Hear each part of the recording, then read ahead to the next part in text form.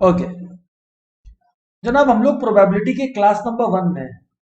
अब ये प्रोबेबिलिटी ना अनेकों पर्सपेक्टिव से या अनेकों रीजंस की वजह से ये इंपॉर्टेंट है। सर क्या, व्हाट इज दैट अनेकों रीजन? इसी वजह से आप लोग नोटिस करोगे कि मेरे 11 के मटेरियल में वो प्रोबेबिलिटी का टॉपिक दिया हुआ ही नहीं है, बिकॉज वो सेपरेटली आपको मिलने वाला है। अभी सुनते जाना आप लोग बात को। प्रोबेबिलिटी का इंपॉर्टेंस ये है दोस्त कि सबसे पहले तो यार ये क्लास 11 जिसमें हम लोग हैं उसमें तो है ही, सिलेबस का पार्ट है ही बेहतर। क्लास 12 में क्लास 11 का पार्ट है, प्लस 12 में कुछ एक्स्ट्रा चीज भी है, जैसे बेस थ्योरम और भी 3-4 थ्योरम थ्योरम है। ठीक है, तो इस हवाले से मैं आपको बता देता हूं कि प्रोबेबिलिटी जो है इंपॉर्टेंट है। चलो 12 छोड़ो, 11 12 तो छोड़ दो, हटाओ साइड रखो, 11 12 तो है ही इंपॉर्टेंट। तुम कोई भी, जैसे हम बता रहे थे क्यूएलएफ कोर्स में भी और अभी भी बता रहे हैं आप लोग को, एंट्रेंस एग्जाम का सिलेबस के अंदर प्रोबेबिलिटी बाय डिफॉल्ट रहेगा ही रहेगा। मतलब कोई डाउट ही नहीं है कि प्रोबेबिलिटी नहीं है, हो ही नहीं सकता सर। तो सर हम लोग को अभी प्रोबेबिलिटी क्यों पढ़ना चाहिए? क्योंकि तेरा 11 12 और बाद में काम आने वाला है। सर एक बात बताओ, ये जो प्रोबेबिलिटी है क्या 9 10 जैसा ही है? हाँ जी, 9 10 वाला कॉन्सेप्ट को मैं ऑब्वियसली रिवाइज करवाने वाला हूँ, बिकॉज कुछ लोगों का different people have different basics. ठीक है ना, किसी को बहुत अच्छा से याद रहता है चीज, किसी को बहुत अच्छे से याद नहीं रहता है। So I will ignore such assumptions. मैं बेसिक बातें भी बताऊंगा so that everybody is taken care of. ठीक है, लेकिन हाँ, obviously since we are in class 11 तो डेवलपमेंट है ओवर द प्रीवियस कॉन्सेप्ट्स। यहां पर गाइस प्रोबेबिलिटी में नया क्या आने वाला है, भले ही आज के क्लास में नहीं दिखे, एक आध क्लास बाद दिखे, एक आध क्लास बाद दिखे, बट आप लोग ये देखोगे कि परम्यूटेशन कॉम्बिनेशन भी यूज हो रहा है प्रोबेबिलिटी में।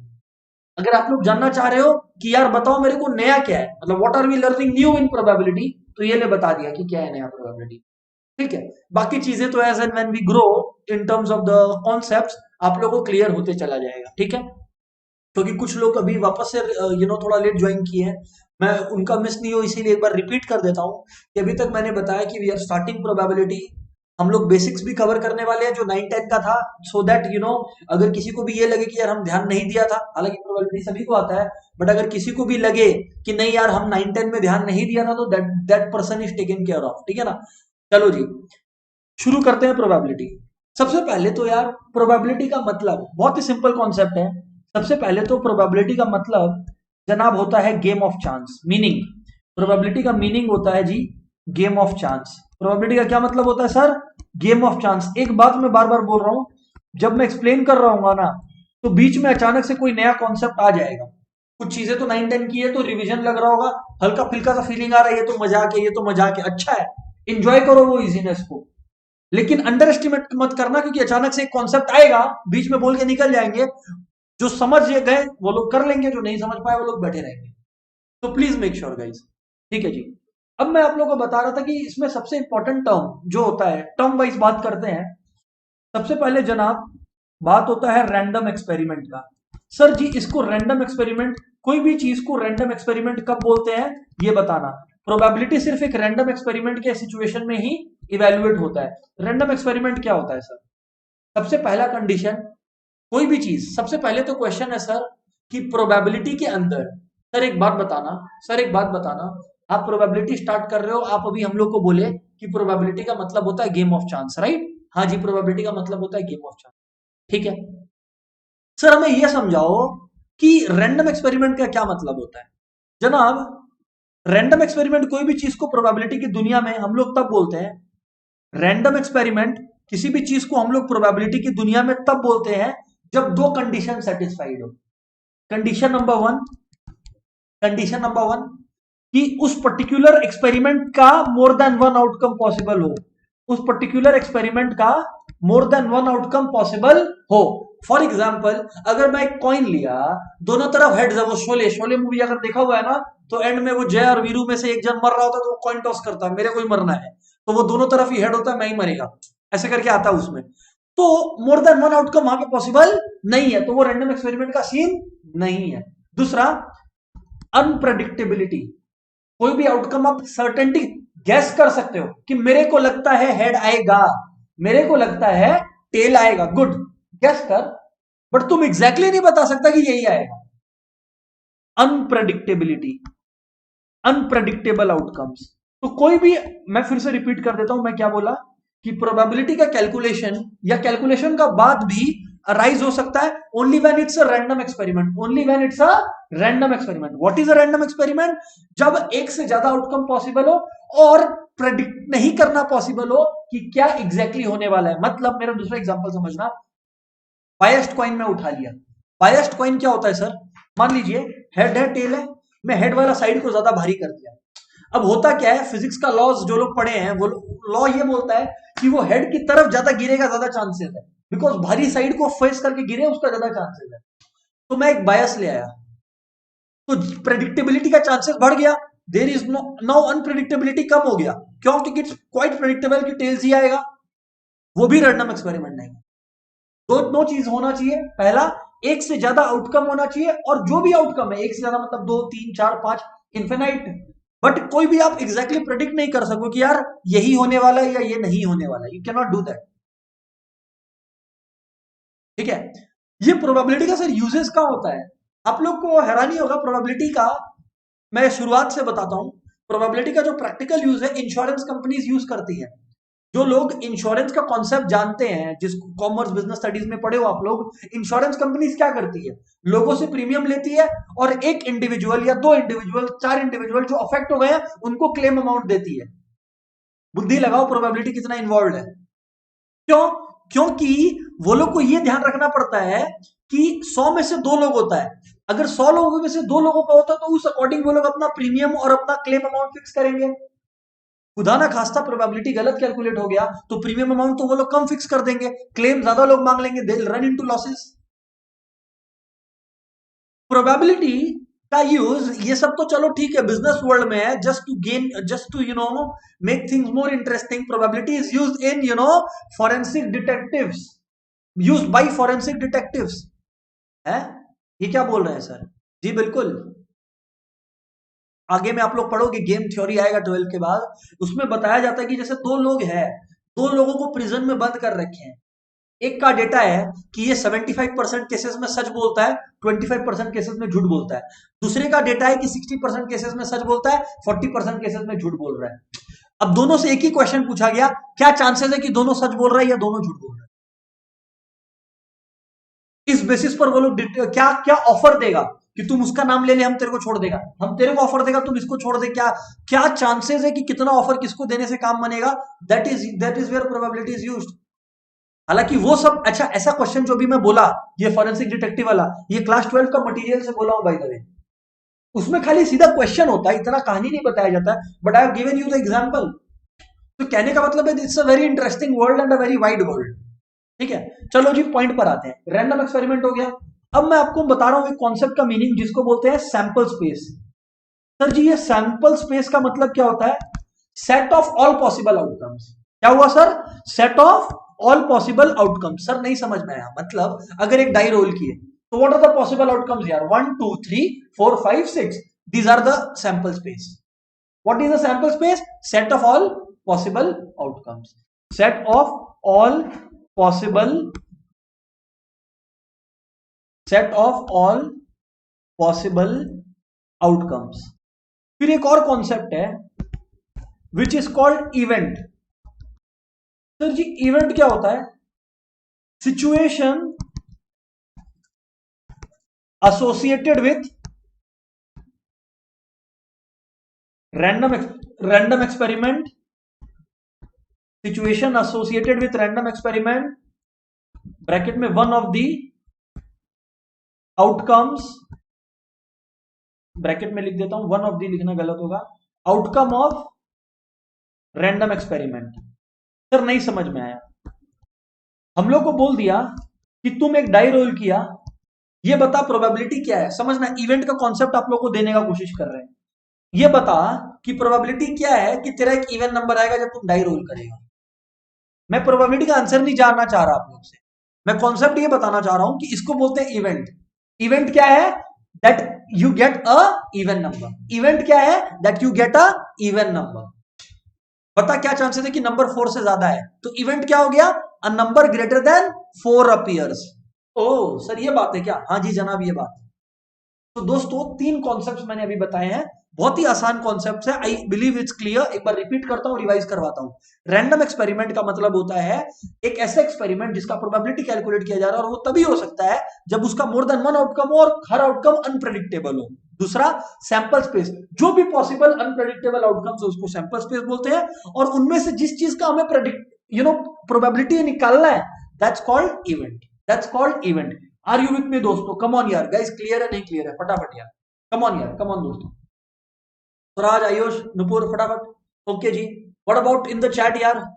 बहुत ही सिंपल कॉन्सेप्ट से बता रहे हैं यार, क्योंकि मेरे को पता है मेरा क्या एक्सपीरियंस था।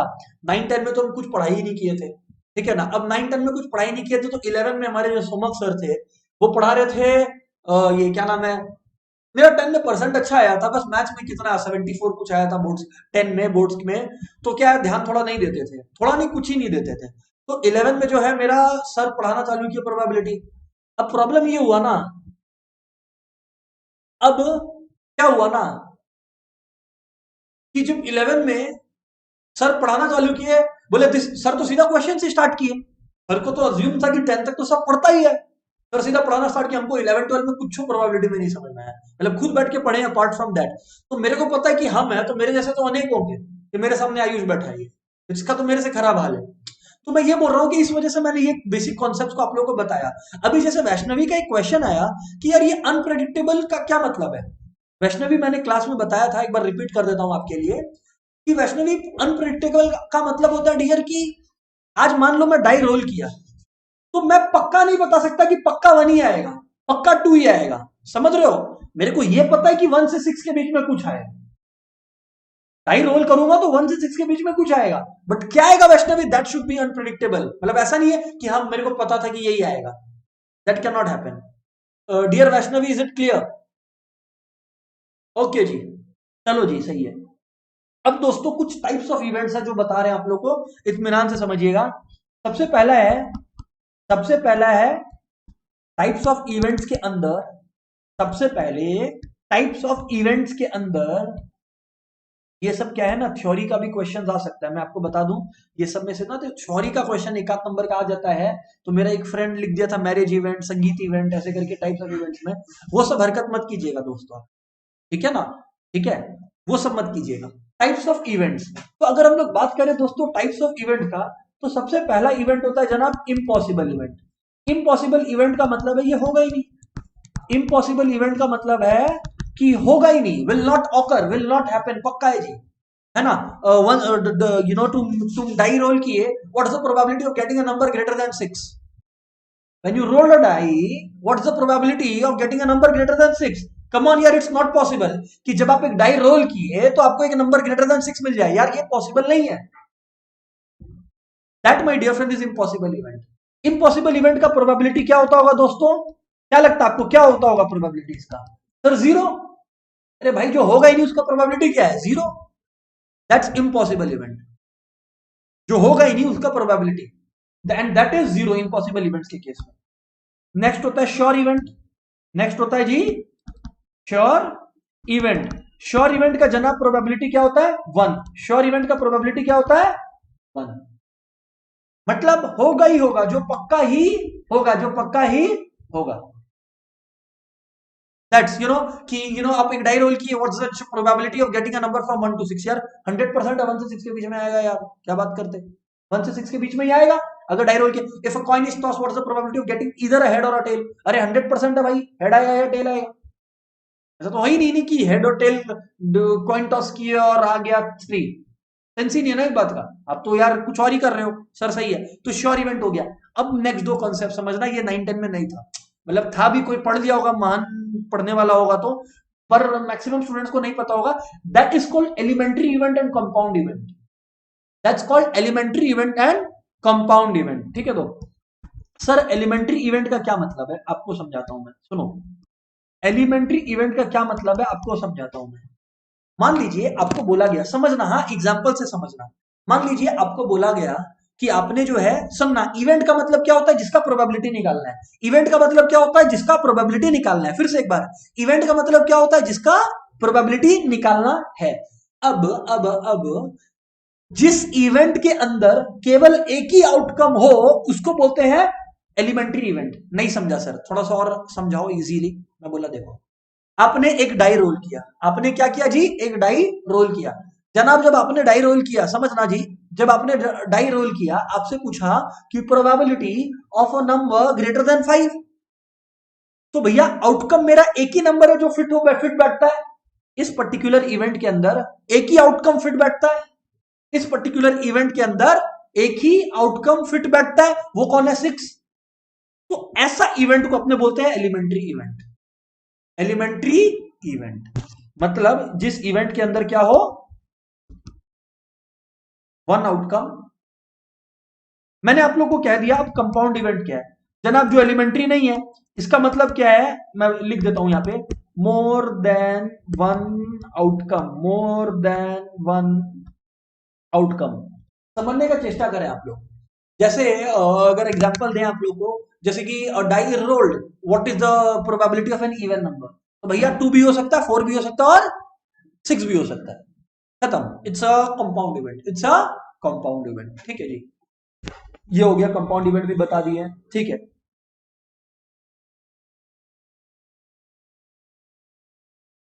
कॉम्प्लीमेंट,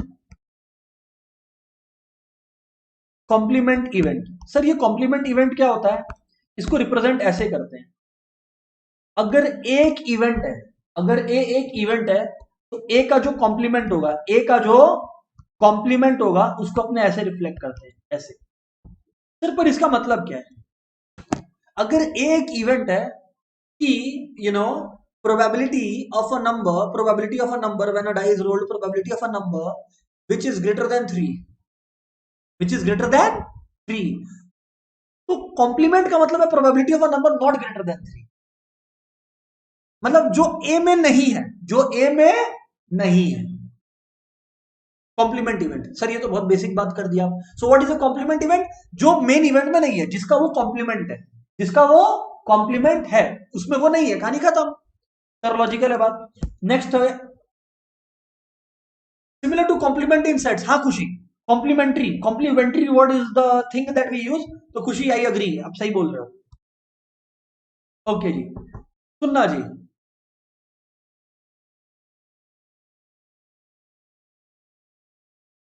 म्यूचुअली एक्सक्लूसिव इवेंट्स, ये सब वर्ड्स ना हम अभी यूज करने वाले हैं, फिर परेशानी क्या होता है, रुक रुक के एक्सप्लेन करना पड़ता है, इस वजह से I am using all the words एक साथ में।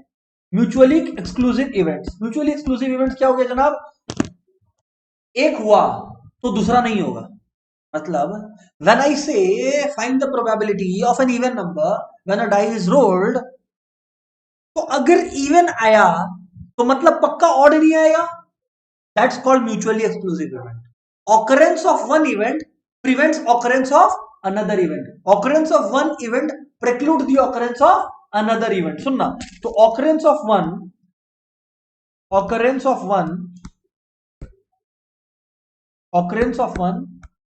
prevents the occurrence of another। इसका मतलब इसका जो probability of A intersection B है वो 0 है, क्योंकि दोनों में कोई कॉमन ही नहीं है, जो क्योंकि दोनों में कुछ कॉमन ही नहीं है, क्योंकि दोनों में कुछ कॉमन ही नहीं है। हाँ वैष्णवी सिमिलर है बट एग्जैक्टली नहीं है, सिमिलर है बट एग्जैक्टली नहीं है। अब आप लोग में से एक, मतलब जो मेरा क्वेश्चन आता है ना, मैं पूछता अपने टीचर से कि यार ये कॉम्प्लीमेंट और म्यूचुअली एक्सक्लूसिव तो लगभग एक जैसा लगा, तो मैं बोला नहीं दी फर्क है। जब मैं कॉम्प्लीमेंट बोल रहा हूं ना, तो कॉम्प्लीमेंट का सिर्फ क्वेश्चन फोकस ये है कि जो ए में है उसको छोड़ के, कॉम्प्लीमेंट क्या बोल रहा है, होगा बहुत सारा नंबर पॉसिबल आना, बट ए में जो एलिमेंट्स है उसको छोड़ के, कॉम्प्लीमेंट ये बोलता है। पर म्यूचुअली एक्सक्लूसिव बोलता है कि कुछ और हो ही नहीं सकता। अगर 2 4 6 आया है, मतलब अगर इवन नंबर आया है तो ऑड आ ही नहीं सकता ना, तो mutually exclusive events talks about not possible for another event to occur, उसके बारे में। और कॉम्प्लीमेंट जस्ट बोलता है इसको छोड़ के, इसको छोड़ के, इसको छोड़ के। सर समझ आया। जैसे मैं एक एग्जांपल देता हूं, मान लीजिए आपका स्कूल में कोई स्पोर्ट्स कंपटीशन, मान लीजिए आपका स्कूल में कोई स्पोर्ट्स कंपटीशन हुआ, तो अब अगर स्कूल में आप लोगों का कोई स्पोर्ट्स कंपटीशन होता है, तो आपका जो टीचर है वो बोल देते हैं यार ये 3 जन को छोड़ के सब कोई पार्टिसिपेट करेगा, या ये 10 जन को छोड़ के कोई पार्टिसिपेट करेगा, that's when we are talking about complement event, that's when we are talking about complement event. But अगर बात करते हैं आप लोग के स्कूल का, रेस्टोरेंट का, कहीं का भी वॉशरूम का, हाँ बॉयज लिखा हुआ है, गर्ल्स लिखा हुआ है, बॉयज मेंशन्ड है, इसका मतलब girls can not enter, girls लिखा हुआ है मतलब boys can not enter, precludes can not be possible, can not be possible, mutually exclusive, occurrence of one prevents the other from happening, ये हो गया म्यूचुअली एक्सक्लूसिव। एक है तो दूसरा पॉसिबल ही नहीं ना, अगर हेड आया तो टेल आ ही नहीं सकता ना, टेल आया तो हेड आ ही नहीं सकता ना सर, लॉजिकल है बात सर, लॉजिकल है सर बात, ठीक है जी। ये है म्यूचुअली एक्सक्लूसिव। एक होता है म्यूचुअली एग्जॉस्टिव इवेंट्स भी, वो जब मैं थोड़ा सा जर्नी को एंटर कर लूंगा तभी बता पाऊंगा, अभी एंटर किया तो कुछ समझ में नहीं आने वाला, ठीक है ना जी सर, बिल्कुल। और finally probability of an event, probability of an event, जनाब प्रोबेबिलिटी ऑफ एन इवेंट कैसे मेजर करते हैं, because now is the time where we start sums, ठीक है ना। प्रोबेबिलिटी ऑफ एन इवेंट कैसे मेजर करते हैं जनाब, probability of an event measure करने का तरीका है कि नंबर ऑफ फेवरेबल आउटकम्स, उस पर्टिकुलर इवेंट में नंबर ऑफ फेवरेबल आउटकम्स, जैसे अगर मैं बोला कि when die is tossed find the probability of getting an even number, तो जो इवेंट इवन नंबर्स को फेवरेबल है वो कौन से है, 2, 4 और 6, तो कितने आउटकम्स है जो फेवरेबल है, 3 आउटकम्स है जो फेवरेबल है, अरे भाई 2, 4 और 6 3 आउटकम्स है ना जो फेवरेबल है, तो वो हो गया number of favourable outcomes, whole divided by number of possible outcomes, मतलब number of items in the sample space, total number of possible outcomes. इसका मतलब सर आप सिंपल बोल रहे हो number of items in the sample space, हाँ जी मैं वही बोल रहा हूं। तो अगर मान लो ऐसा कुछ लिखा है प्रोबेबिलिटी ऑफ ए, तो इसको किताबों में ऐसे भी लिखा जाता है number of items favourable to A divided by number of items present in the sample. तो अगर बात थ्योरी बेसिस का करें तो थ्योरी बेसिस में यही है मेन चीज, मतलब और भी चीजें जैसे एक्सियोमेटिक आएगा है ना, P A intersection B, A union B, blah blah blah blah blah formula आएगा, वी विल डिस्कस दैट, ठीक है ना, इन द प्रोसेस। बट ये है जी मेन बात इसका, ठीक है ना, मेन बात ये है। एक बात मैं आप लोग को बता दूं, सेट्स में जो चल रहा था ना, एग्जैक्ट कॉन्सेप्ट यहां पे यूज होने वाला है। तो the probability that we are studying right now is a mixture of 2 chapters, sets and PC, permutation and combination. Set से तो बहुत ज्यादा है क्योंकि बेसिक्स भी सेट से, परम्यूटेशन कॉम्बिनेशन से एक्टिव एक्टिव, वो भी आएगा नहीं, परम्यूटेशन कॉम्बिनेशन का सम्स इस क्लास में डिस्कस होने वाला ही नहीं है। मैं आप लोग को एक बात बता दूं, प्रोबेबिलिटी वाला जो टॉपिक है, प्रोबेबिलिटी वाला जो टॉपिक है उसको सेपरेटली आप लोग के क्लासरूम में और ऐप के अंदर अपडेट किया जाएगा। आप लोग नोटिस करोगे बुक में नहीं है, because you know when I was giving it for printing, मेरे को काफी नए क्वेश्चंस आए थे, so I had to include those, वो चेंजेस लाने थे, बिकॉज एग्जाम ही बाद में होना था, जिस दिन बुक पब्लिश होना था, जिस एग्जाम का मेरे को क्वेश्चन डालना था वही बाद में होने वाला था, so I had to include those questions। इस वजह से अब वो इंक्लूड हो चुका है, वो क्लासरूम में अपडेट हो जाएगा आज शाम, आज रात तक या फिर कल सुबह तक, तो you can continue the practice.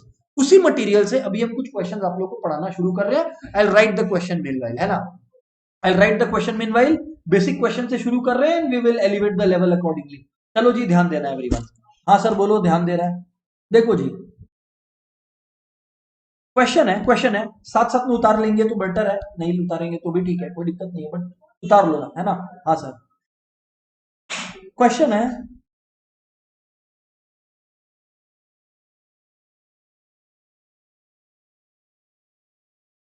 अच्छा नहीं एक चीज और है, एक चीज और है, बिकॉज अभी क्वेश्चन दे देंगे फिर ये वाला बात फिर से क्वेश्चन आ जाएगा, वो है कार्ड्स, वो है कार्ड्स के बारे में कि भैया क्या होता है ना कि कार्ड से रिलेटेड जो क्वेश्चंस है ना वो आप लोग गड़बड़ कर देते हो, तो एक बार कार्ड्स का भी नॉलेज दे रहे हैं, फिर मेरे को क्या है रुकना नहीं पड़ेगा हर क्वेश्चन को सॉल्व करवाने के लिए, एक कार्ड्स का ही नॉलेज है।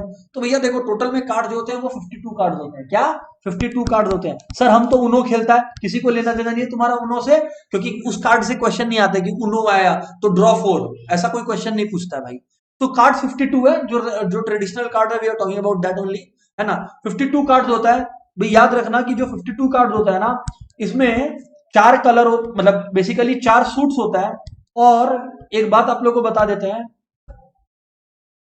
इसमें जो 4 सूट होता है उसमें एक आपका डायमंड चला गया,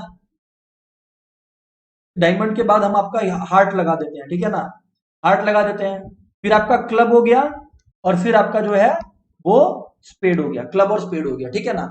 याद रखना ये दोनों जो कार्ड्स होता है ये ब्लैक कलर का होता है, क्लब और स्पेड, याद रखना क्लब और स्पेड, ये जो दो सूट्स होता है, येलो का कलर क्या होता है जी? ब्लैक होता है। और ये जो डायमंड है और हार्ट है, वो रेड कलर का होता है। ठीक है जी, हाँ सर बिल्कुल सही है। अच्छा, अभी ये जो कार्ड्स होता है इसके अंदर क्या होता है?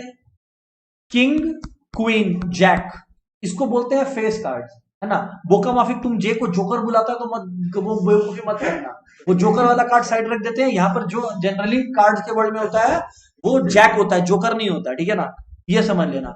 अभी किंग, क्वीन, जैक हो गया, इसको जनाब अपने इस तीन कार्ड को बोलते हैं फेस कार्ड, क्योंकि इस पर फेस बना हुआ रहता है, और क्या, फेस कार्ड, ठीक है ना। और बाकी जो है फिर तुम्हारा 10, 9, 8, 7, 6, 5, 4, 3, 2, इक्का, ठीक है ना। वन नहीं होता ऑब्वियसली, इक्का है, इक्का इज यूज्ड एज वन। तो आप लोग अगर देखोगे तो यहां पर आपका 5 हो गया और ऊपर में आपका 8 हो गया, सो 13 कार्ड हो गया फॉर ईच सूट। टोटल में 52 कार्ड आप लोग का हो गया, है ना। ये बात ध्यान रखिएगा जी, अगर किसी को नहीं पता था तो टोल्ड देम। चलो जी, क्वेश्चन है, थोड़ा सा बेसिक क्वेश्चन से शुरू करते हैं। इन अ साइमल्टेनियस, याद रखना ये बहुत खतरनाक वर्ड है, साइमल्टेनियस मतलब साथ में, अलग अलग नहीं, कुछ कोई चीज साथ में हो रहा है। इन अ साइमल्टेनियस, क्वेश्चन है जी, करना शुरू करना आप लोगों को। In a simultaneous throw of a pair of dice, find probability of getting, find probability of getting 8 as a sum, doublet, sum greater than 9,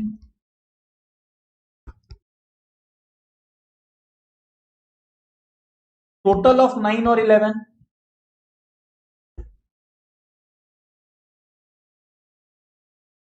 ये चार।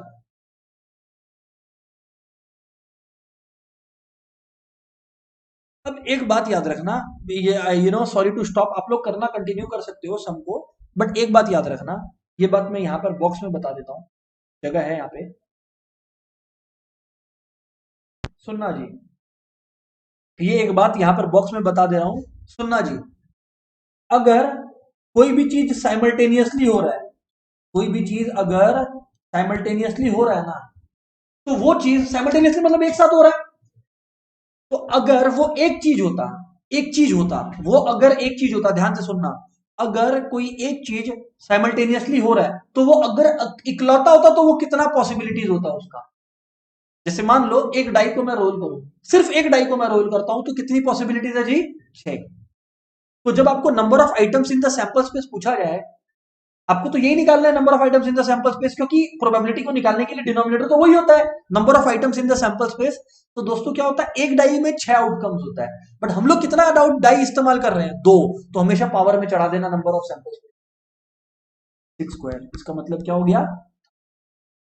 मतलब इसको अगर मैं सिंपल में लिखूं तो possible outcomes from one, possible outcomes from one divided by number of such items, कितना तो डाई यूज किया या कितना तो कॉइन यूज किया, वो बात। अब एक बात और सुन लेना, एक बात और सुन लेना, बहुत इंपॉर्टेंट बात बोल रहा हूं before you start doing the question. एक बार दोनों डाई को एक साथ फेंका, फिर से, एक बार दोनों डाई को एक साथ फेंका, या अलग अलग करके एक डाई को 2 बार फेंका, इज द सेम। फिर से सुन लेना, एक डाई को अलग अलग करके फेंका 2 बार, और 2 डाई को एक साथ एक बार में फेंका, दोनों का सैंपल स्पेस आप लोग हमेशा सेम लीजिए। These are not two different things, this is the one thing only. Logically या लिटरल लैंग्वेज में वो शायद अलग अलग होता होगा, but in the mathematical world, in the probability world, they are the same thing. कि एक चीज को 2 बार किया या दो चीज, मतलब दोनों चीज एक साथ नहीं कर लिया, दैट्स द सेम थिंग, ठीक है ना। ये है। चलो जी, कंटिन्यू करो अब आप लोग इस क्वेश्चन को, एटलीस्ट ट्राई योर सेल्फ, उसके बाद तो मैं बताने वाला हूं। हो गया क्या? ओके जी। डबल, डबलेट का मतलब होता है जी one of a kind, 1 1 2 2 3 3 4 4 5 5 6 6, it's like that.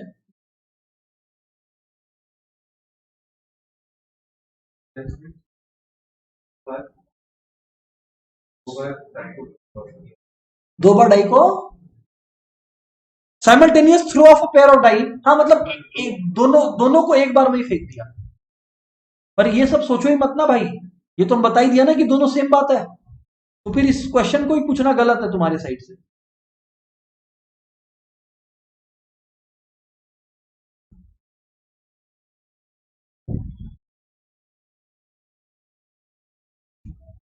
चलो जी देखो,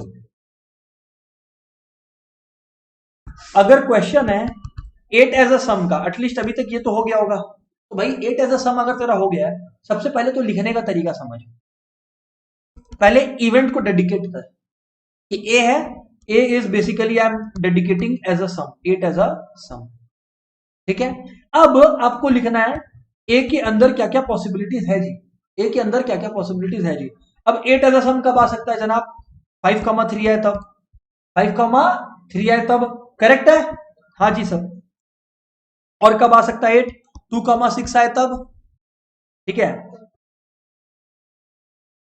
4,4 आए तब, 5,3 आया है तो भाई 3,5 भी तो हो ही सकता है ना यार, 3,5 आए तब, है ना, 2,6 है तो 6,2 आए तब।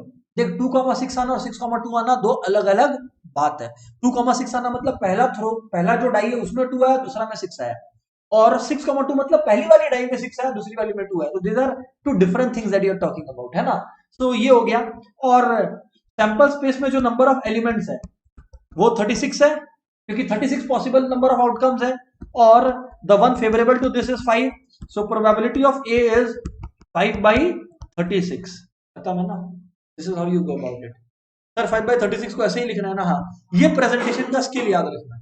अभी तुमको क्वेश्चन डिस्प्ले कर देता हूं, but this is how you remember it यार। गाइस सभी को क्रिस्टल क्लियर है यार, come on in the chat, yo और नो गाइस, कम ऑन यार इन द चैट एवरीवन, फटाफट। फ्रैक्शन में ही छोड़ेगा आंसर, डेसिमल में जोड़ने का कोई काम ही नहीं है। हाँ जी सर।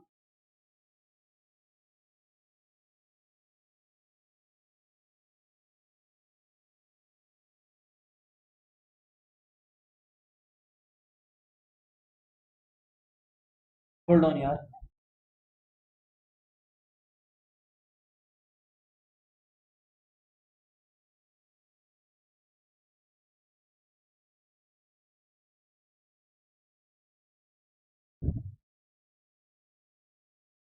हाँ जी कंटिन्यू करें आप लोग।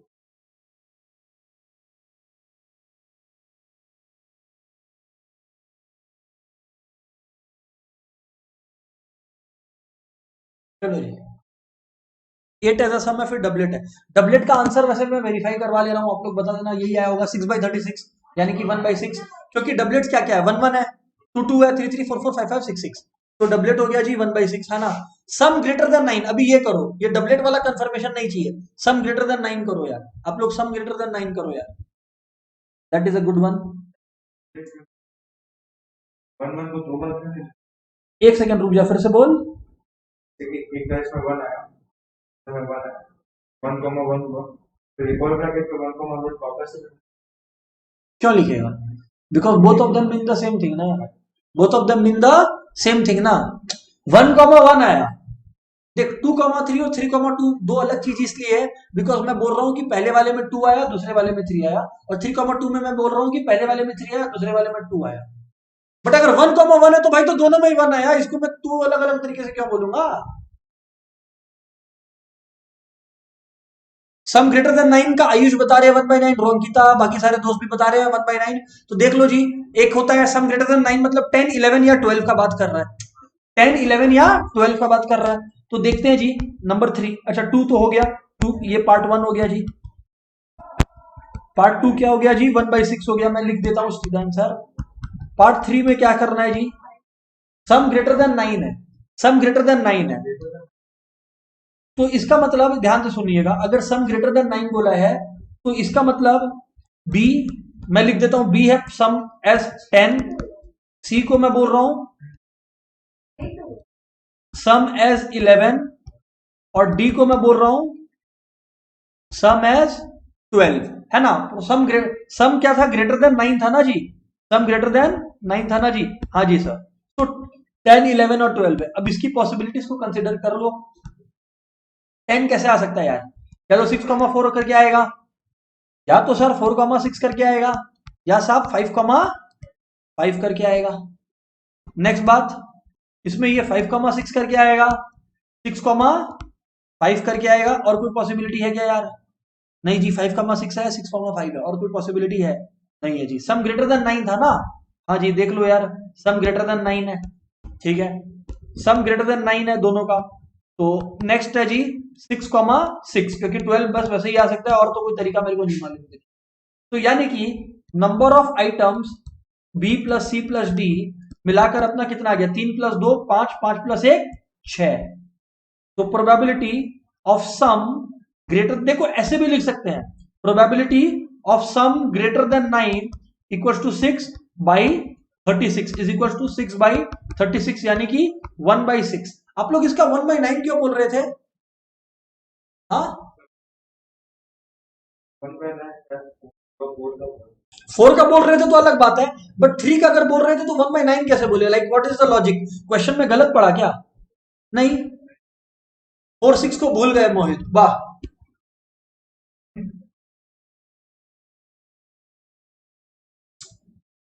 याद रखो यार ये सब, ठीक है जी। अरे क्लियर है ना सबका? 1/6 कंफर्म करो यार। बाकी सब जो लोग गलती किया है, नहीं किया है, फटाफट बोलो यार, जिससे मैं नंबर 4 करूं यार, खत्म फटाफट।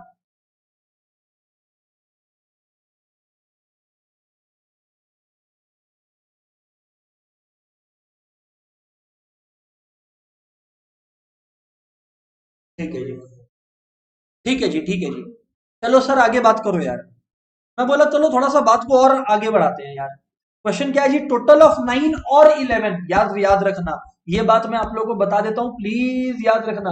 अब वो एक्सियोमेटिक प्रोबेबिलिटी का बातचीत करना शुरू करना पड़ेगा मेरे को। सुनो जी, सुनो जी, क्या क्या बोल रहे हैं सर, आप समझना। सुनो जी, सुनो जी, सुनो। हम लोग ये सेट्स में पढ़े हैं कि अगर कोई बोल रहा है ए और बी, इसका मतलब वो क्या बोलना चाह रहा है? दो में से एक बात करना चाह रहा है। क्या तो वो ए यूनियन बी बोलना चाह रहा है, या फिर वो ए प्लस बी बोलना चाह रहा है।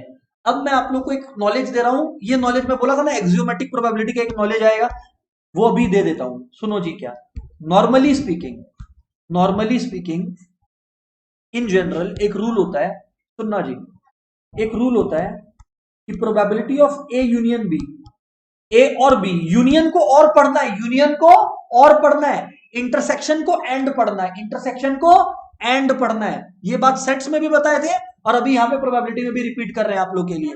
यूनियन मतलब और है। जब ऐसा है ना, तो आपका क्या खेला होता है? ये minus P A intersection B, P A plus P B minus P A intersection B दोस्तों। लेकिन दोस्तों, अगर एक इवेंट म्यूचुअली एक्सक्लूसिव है, अगर एक इवेंट म्यूचुअली एक्सक्लूसिव है, समझना जी, अगर एक इवेंट म्यूचुअली एक्सक्लूसिव है तो क्या होगा जी? P A union B equals to probability of A plus probability of B है। सर ये क्या बोल दिया आप? कौन सा अंग्रेजी लिख रहे हो सर? कुछ समझ में नहीं आ रहा सर, अभी क्लियर हो जाएगा, सोचो, सुनो सुनो सुनो जी। Probability of A intersection B equals to 0, hence क्यों लिखा हूं? सिंस लिखना चाहिए।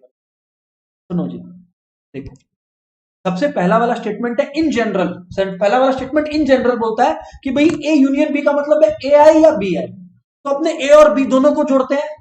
बट अगर ए और बी दोनों को जोड़ रहे हैं तो ऐसा भी हो सकता है ना कि अगर कुछ दोनों में कॉमन है, दोनों में कॉमन है, वो तो 2 बार जुड़ गया, नहीं समझा?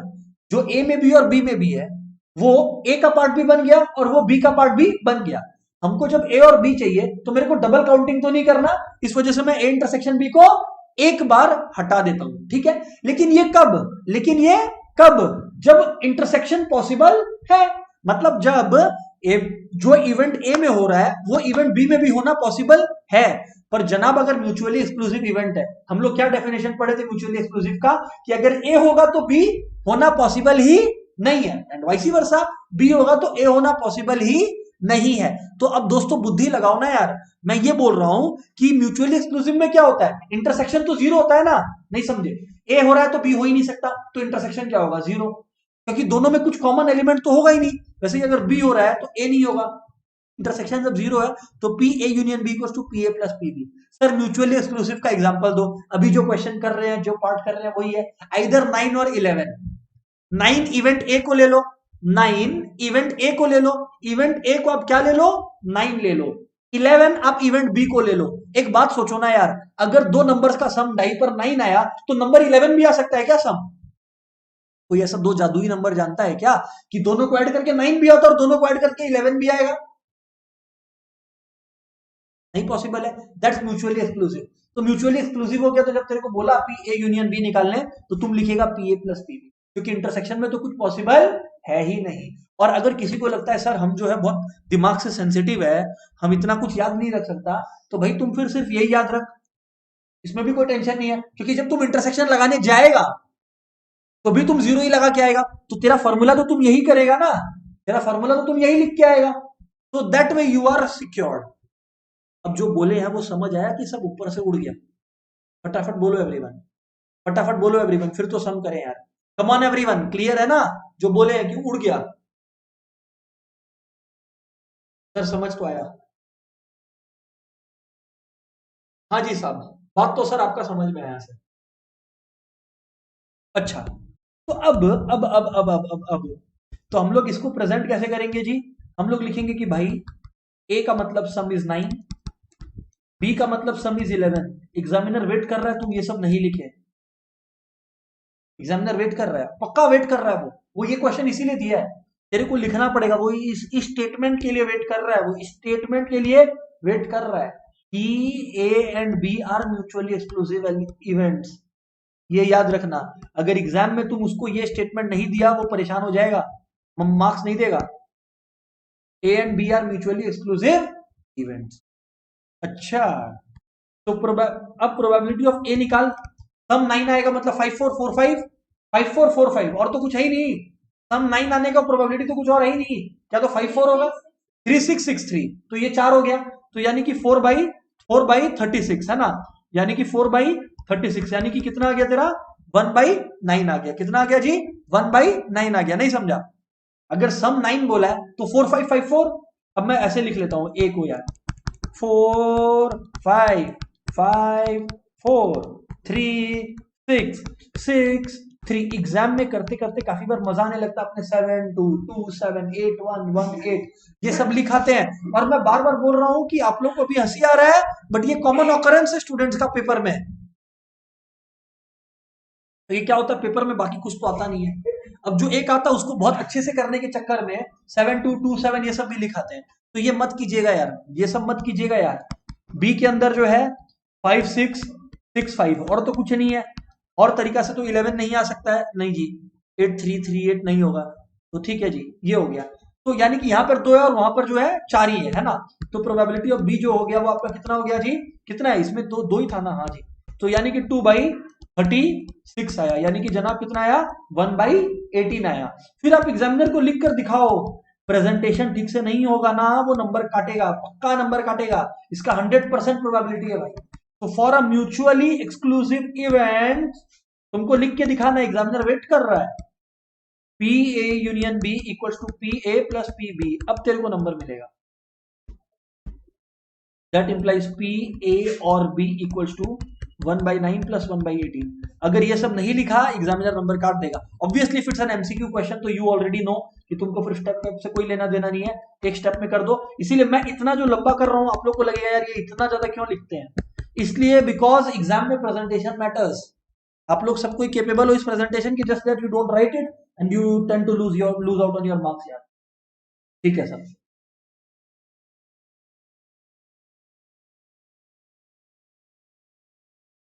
ठीक है सर। अरे एवरीवन क्रिस्टल क्लियर है? कम ऑन यार, थोड़ा सा हल्का सा एक्ट टू लेवल बढ़ाएंगे। फटाफट बोलो यार, फटाफट बोलो यार।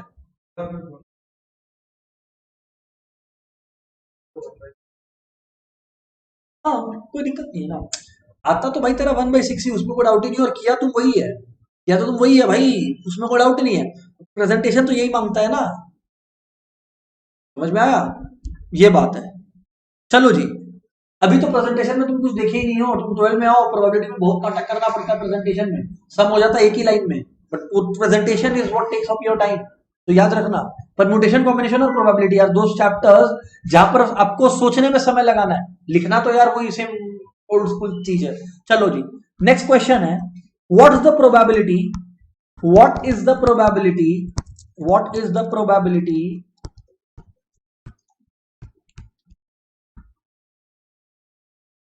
of 53 Sundays in a year? What is the probability of 53 Sundays in a year? 53 Sundays हो, in a नहीं, इसमें क्वेश्चन में थोड़ा सा चेंज कर देता है। in a number one normal year, मतलब ऑर्डिनरी ईयर, ऑर्डिनरी ईयर मतलब जिसमें 365 दिन होता है, और इन अ लीप ईयर। करो यार, what is the probability of 53 Sundays? Come on यार, थोड़ा सा बुद्धि लगाओ जी।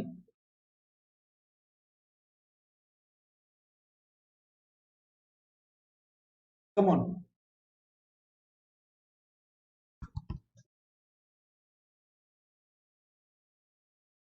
हाँ। तो दोस्तों नुपुर एक फाइंडिंग दी है हम लोग को, आप लोग के साथ शेयर कर रहे हैं, बोल रहे सर आप बकवास कर रहे हैं सर। नुपुर बोल रही है सर आप ये टाइम पास कर रहे हैं यहाँ पे, है ना। 52 वीक्स होता है सर साल में, आप बोलते हैं 53 संडेज, बोका समझे हमको। सर जीरो होगा। क्या लगता है गाइस, नुपुर के साथ हो आप कि नुपुर पगलापना कर रही है? फटाफट बताओ यार। 52 वीक्स, गुड खुशी।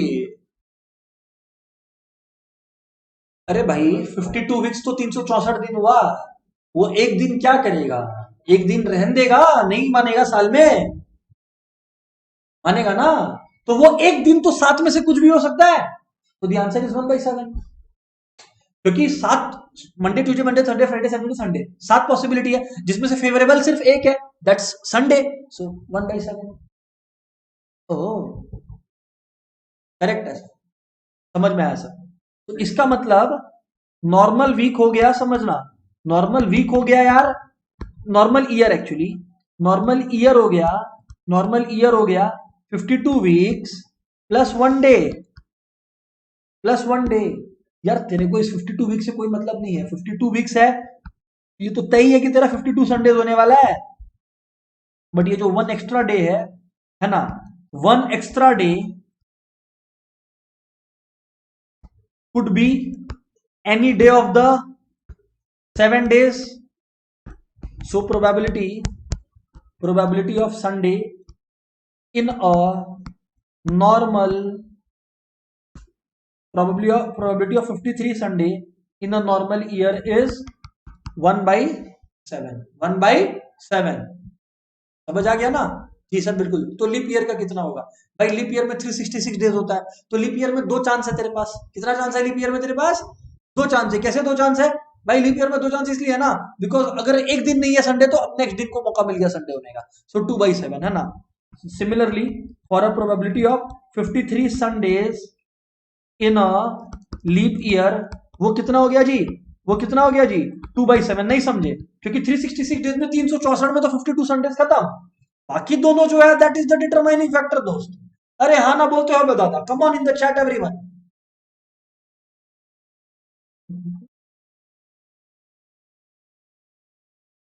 क्या करे, हो गया है क्या, हो गया। हाँ जी, चलो जी, ये क्वेश्चन तो क्लियर है सर। हाँ कुछ पूछ रहे हो सर आज? है एक और, ओ एक और बार, अच्छा अच्छा अच्छा। भाई देखो, प्लस 52 वीक्स है, 364 दिन भूल जाओ।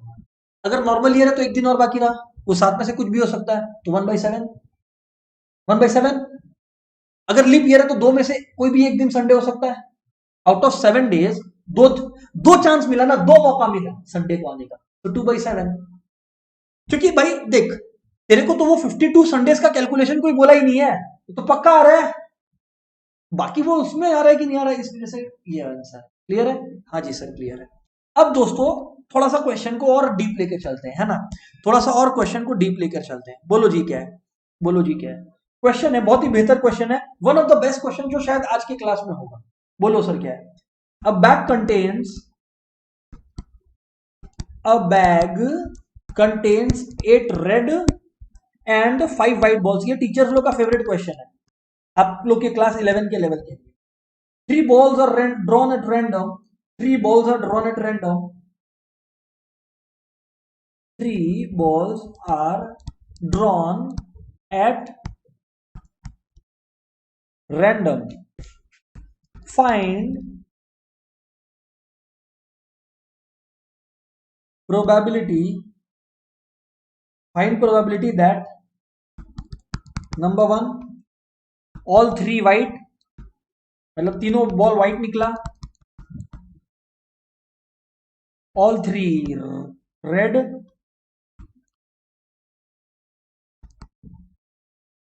और लास्टली आपका एक लाल और 2 व्हाइट कर, 1 रेड 2 व्हाइट। कम ऑन दोस्तों, try it out before we discuss the solution of it.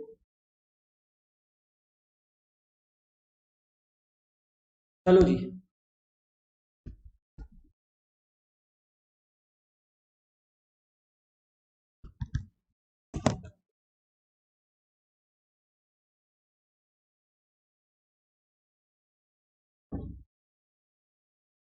a bag contains 8 red and 5 white balls. 3 balls are drawn at random. 5 probability that तीनों white है, तीनों red है, या एक red और 2 white है। Come on,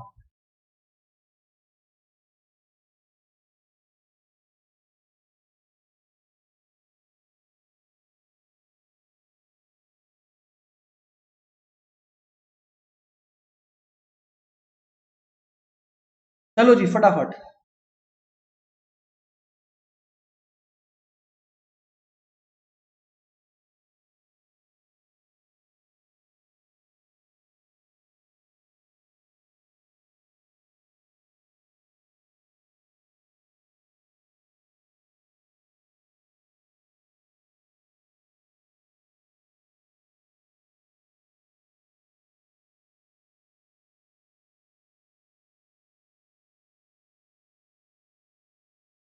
ठीक है, हो गया क्या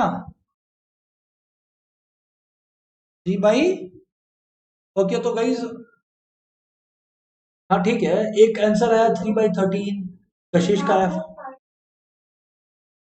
ईशाना का 3/5, वैष्णवी का 3/13। देखो जी, सो अब माय डियर फ्रेंड्स, आप लोग सुनना बात को। हो गया, बस बस बस बस, हो गया, समझ गया। सुनो भी एवरीवन। सो गाइस, अब आप लोगों को मैं बोला ना कि अब ये क्वेश्चन आपको क्लास 10 से बाहर निकालेगा, निकाल दिया। क्यों? क्योंकि क्लास 10 में तुम लोगों को आदत था कि एक ही बॉल निकल रहा है, तो अगर 13 बॉल है, 3 निकालना है तो 3/13 लिख के निकल जाता है। करेक्ट। यहाँ पर तीनों बॉल एक साथ निकल रहा है, और जब ये होता है तो वो कितना तरीका से हो सकता है, वो कॉम्बिनेशन में पता चलता है। ओह माय गॉड, तो इसका मतलब समझो, पहले तो क्यों, पहले तुम ये समझो, पहले तुम समझो, तुमको क्या निकालना है? Sample space. क्या निकालना है? Sample space. तो number of ways 3 balls can be taken out of 13, क्योंकि तुम समझो क्या हो रहा है, तुमको सैंपल स्पेस ही तो चाहिए, number of items in the sample space. क्या चाहिए? Number of items in the sample space. तो number of ways 3 balls can be taken out of, कितना? 13 balls है ना जी, 5 और 8 13, हाँ थी 13 है। आउट ऑफ 13 इक्वल्स टू, भाई 13 में से कोई भी 3 बॉल तुम कितना तरीके से निकाल सकता है? सैंपल स्पेस तो वही है, सैंपल स्पेस तो वही है, तो वो क्या है? 13C3। तुम डिनोमिनेटर में भाई 13 तब लिखता है, सुन सुन सुन सुन, तुम डिनोमिनेटर में भाई 13 तब लिखता है जब 13 में से सिर्फ एक बॉल निकालना हो। यहाँ पे 13 में से 3 बॉल निकालना है। क्लास 10 में भी तुम 13C1 करता था, तेरे को पता नहीं था, क्योंकि 13C1 क्या होता है? 13 ही होता है। ओ माय गॉड सर, समझ आ गया। 13C3 का मतलब है 13 में से 3 बॉल एक साथ कैसे निकलता है। ठीक है, अब कंडीशन वाइज ए को मैं लिख देता हूं ऑल 3 व्हाइट, ए को मैं लिख देता हूं ऑल 3 व्हाइट। सो अब आप लोग एक बात ध्यान से सुनो, एक बात ध्यान से सुनो जी।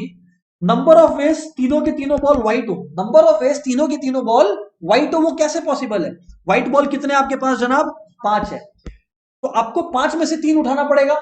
तो 5 में से 3 व्हाइट बॉल उठाने का दुनिया में कितना तरीका है? 5C3 तरीका है। 5 में से 3 उठाने का कितना तरीका है? 5C3 तरीका है। ओ माय गॉड, तो इसका मतलब प्रोबेबिलिटी क्या हो गया जनाब, प्रोबेबिलिटी क्या हो गया ऑफ दिस इवेंट 5C3 जो है probability of all the 3 balls white. Ayush ध्यान दो, तुम्हारा ध्यान नहीं है इधर।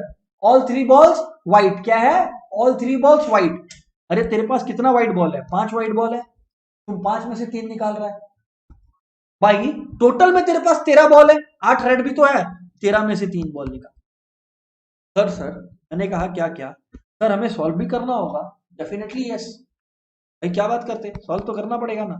5 factorial n factorial by n minus R, सुनो मतलब 5 माइनस 3 बोले तो 2 फैक्टोरियल, क्या 2 फैक्टोरियल, ये पढ़े अपने परम्यूटेशन कॉम्बिनेशन में बहुत अच्छे से, इनटू r फैक्टोरियल यानी कि 3 factorial, correct, whole divided by 13 factorial by 13 minus 3 बोले तो 10 factorial, n minus R into R factorial बोले तो 3 फैक्टोरियल। इसको प्यार से लिखें अगर हम लोग तो कैसे लिखेंगे जी, तो कैसे लिखेंगे जनाब, ये इनटू रिवर्स हो जाएगा ना जनाब बाई 13 फैक्टोरियल है, 13 फैक्टोरियल को मैं ऐसे लिख सकता हूं 13 इंटू 12 इंटू 11 इंटू 10 फैक्टोरियल। क्यों, क्योंकि आपको पता है सर आपका इंटेंशन था इसको उड़ाना, जी बिल्कुल 3 फैक्टोरियल इसको उड़ाना, उड़ा दिया जी, ठीक है। अभी इधर पे समझना, ऊपर में मेरे पास 5 फैक्टोरियल है तो मैं इसको लिख सकता हूं 5 इंटू 4 इंटू 3 इंटू 2 फैक्टोरियल, जिससे ऊपर और नीचे का भी उड़ गया। तो मेरे पास क्या बचा जी, 5 इंटू 4 इंटू 3 और 13 इंटू 12 इंटू 11। अब सर ये सिंप्लीफाई हो सकता है, 5 4 जा 20, 23 जा 60, करेक्ट है। और फिर 13 12 जा कर लो, 13 10 जा 130 होता है, 13 2 जा 26 होता है, तो 130 और 26 हो गया 156। फिर 156 इंटू 11 करना है आप लोग को, 156 इंटू 11 करना भी आता है। और सर हम लोग काटाकुटी भी तो कर सकते हैं, कैसे, क्योंकि देखो सर 12 है यहाँ पे, यहाँ 5 4 जा 20, 23 जा 60 है, तो काटाकुटी करेगा तो 12 5 जा 60 होता है ना सर। मैं बोला यार कमाल का आइडिया दिया तुम। तो यानी कि आपका आंसर क्या आ गया 5/143। आई थिंक कशिश जो है, सिर्फ कशिश सही आंसर दी थी, एक बार चेक कर लेता हूं कोई और भी सही दिया था क्या। क्या बात है कशिश, गुड आंसर 5/143। चलो जी, तो 5/143 कशिश का आंसर सही आया था, and yes this is how you do it. अब ज्यादा क्वेश्चन ऐसे आएंगे 11 में, ज्यादा क्वेश्चन 11 में ऐसे आएंगे। Moving on to question number 2 by the way. अब आप लोग देखो क्या है जी, बोला ऑल 3 रेड, कितना रेड बॉल है भाई, कितना रेड बॉल है तेरे पास, रेड बॉल है 8, कितना रेड बॉल है 8, तो मैं लिख दिया बी यानी कि रेड बॉल्स। अब कितना तरीके से रेड बॉल्स को तुम निकाल सकता भाई, कितना तरीके से तुम रेड बॉल को निकाल सकता भाई, समझना सोचना, रेड बॉल से निकालने का तरीका कितना है, 8 रेड बॉल है जिसमें से तेरे को कितना निकालना है 3, तो 8C3। तो तेरा प्रोबेबिलिटी ऑफ रेड बॉल्स क्या हो गया देख, 8 में से तेरे को 3 रेड बॉल निकालना है, लेकिन out of what, out of what, out of तेरे पास कितना बॉल है 13। ओ सर लॉजिकल है यार। तो 8 factorial by 8 minus 3 5 factorial into 3 factorial whole divided by 13 factorial by 13 minus 3 बोले तो 10 फैक्टोरियल इंटू 3 फैक्टोरियल। तो आपका क्या हो गया जी 8 factorial by 5 factorial into 3 factorial into 10 factorial into 3 factorial whole divided by 13 factorial. ठीक है जी। सर अब काटाकुटी मारो, 3 फैक्टोरियल उड़ गया जी, ये नीचे में 13 फैक्टोरियल है, ऊपर में 10 फैक्टोरियल है, ये कट जाएगा, तो इधर पे आपके पास क्या बचेगा 13 इंटू 12 इंटू 11 ही बचेगा जनाब, है ना। ऊपर में 8 इंटू 7 इंटू 6 है, तो ऊपर में मैं लिख सकता हूं 8 into 7 into 6 into 5 factorial whole divided by 5 factorial into 13 into 12 into 11। 5 factorial को उड़ा दो जनाब, उड़ गया जी, उड़ गया जी। नेक्स्ट सर क्या करोगे, नेक्स्ट काटाकुटी मारो, तो 6 2 जा और 2 4 जा, सो ये हो गया जी 28, क्या हो गया जी 7 4 जा 28 है ना।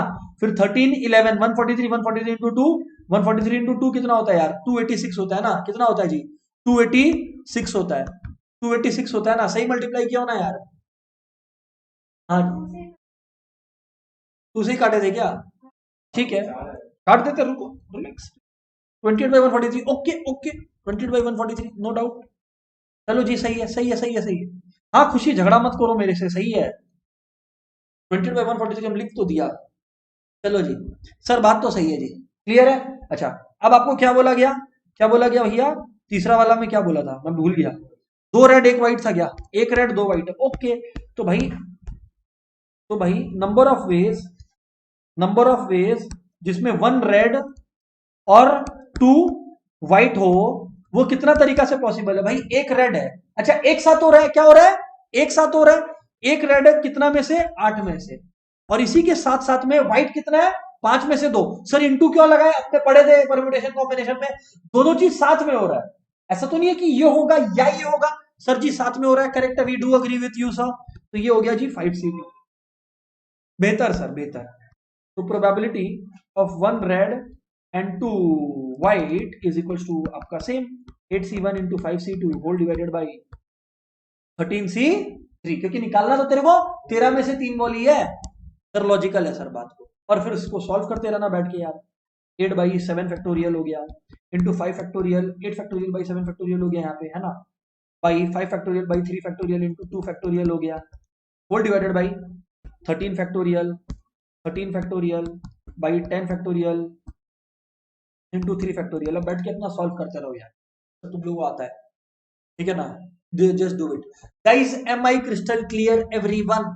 ये है चेंज कि जब तुम एक साथ मल्टीपल बॉल्स निकाल रहा है तो तेरे को कॉम्बिनेशन यूज करना है, बिकॉज कॉम्बिनेशन सिलेक्शन से डील करता है। फिर इसको सॉल्व कर लेना यार। हाँ जी बिल्कुल, ओके जी। सो दैट्स दोस्तों, that is how we go about it. Next class में ऑब्वियसली जितना सम्स होने वाला है सब वो नेक्स्ट लेवल क्वेश्चन ही होने वाला है। There is nothing called basic level question that is going to take place in our next class. तो please make sure PC permutation combination और सेट रिवाइज करके आए, मतलब बैठ के क्लास मत देखने लगना। अगर किसी का मेरा क्लास नहीं अटेंड किया हुआ है तो अलग चीज है, अदरवाइज सिर्फ नोट देख लेना और आ जाना, इनफ है। Okay guys, see you in the next class, good bye everyone.